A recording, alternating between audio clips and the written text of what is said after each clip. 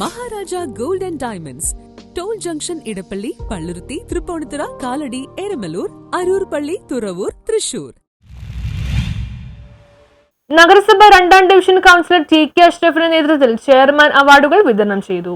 കൽവത്തി 2ാം ഡിവിഷനിൽ നിന്നും പരീക്ഷകളിൽ ഉന്നത വിജയം കരസ്ഥമാക്കിയ വിദ്യാർത്ഥികളെ കൗൺസിലർ ടി.കെ. അഷ്റഫിന്റെ ആഭിമുഖ്യത്തിൽ ചെയർമാൻസ് ട്രോഫി നൽകി ആദരിച്ചു. വിദ്യാഭ്യാസ പുരസ്കാര വിതരണം മുൻ മേയർ ടോണി ചമ്മണി ഉദ്ഘാടനം ചെയ്തു.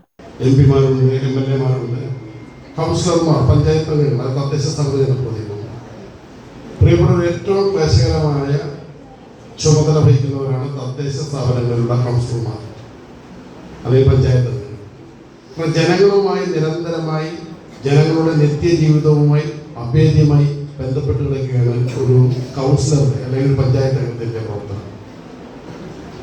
നിങ്ങൾ പരിശോധിച്ചു നോക്കൂ, നിങ്ങളുടെ ജനിക്കാത്ത ഒരു അംഗമായി ഒരു ജനപ്രതിനിധി എന്ന നിലയിൽ ഒരു കൗൺസിലറുണ്ട്.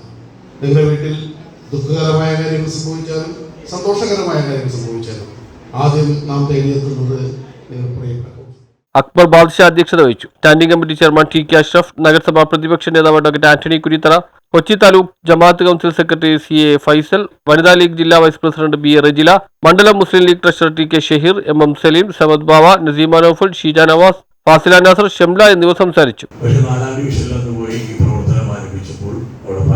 പ്രചരണങ്ങളും പ്രശ്നങ്ങളും ഉണ്ടായി. അവിടെ കൊണ്ട് വിഷയം പിടിച്ചു വെച്ച് പ്രശ്നമായി പോലീസ് വന്ന് ബഹളം ഉണ്ടാക്കിയിട്ടാണ് അവിടെ കൈ ഊരി പോകുന്നത്. 2ാം വാർഡ് ഗവർണറുണ്ടായി. പക്ഷെ ഞാൻ പല കിട്ടുന്നത് അത് ഞാൻ പറയുന്നില്ല.